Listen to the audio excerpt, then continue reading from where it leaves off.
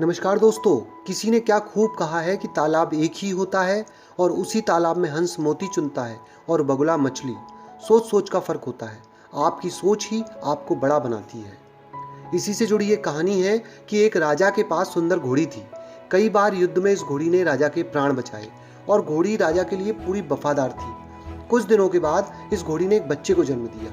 बच्चा काना पैदा हुआ, पर शरीर हष्टपुष्ट और सुडौल था। बच्चा बड़ा हुआ।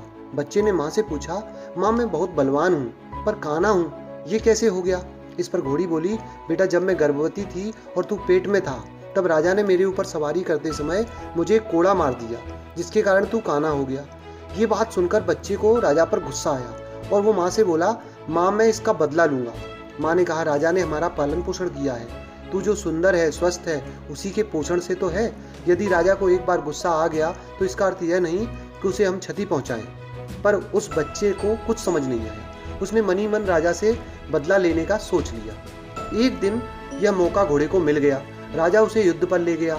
युद्ध लड़ते लड़ते राजा एक जगह घायल हो गया। घोड़ा उसे तुरंत उठाकर वापस महल में ले आया। इस पर घोड़े को ताज्जुब हुआ और माँ से पूछा, माँ आज राजा से बदला लेने का अच्छा मौका था, पर युद्ध के मैदान में बदला लेने का ख्याल ही नहीं आया और ना ही ले पाया। मन ने गवाही नहीं दी। इस पर घोड़ी हंसकर बोली, बेटा तेरे खून में और तेरे संस्कार में धोखा है ही नहीं। तू जानबूझकर तो धोखा दे ही नहीं सकता। तुझसे नमक हरामी हो ही नहीं सकती, क्योंकि तेरी नस्ल में तेरी माँ का ही तो अंश है। दोस्तों, इस कहानी से हमें ये शिक्षा मिलती है कि हमें प्रतिदिन कोशिश करनी चाहिए कि हमसे जानबूझकर कोई गलत काम ना हो और हम किसी के साथ कोई छल कपट या धोखा भी ना करें। बस इससे ही स्थिति अपने आप ठीक होती जाएगी और हर परिस्थिति में प्रभु की शरण ना छोड़ें तो अपने आप सब अनुकूल हो जाएगा। धन्यवाद दोस्तों।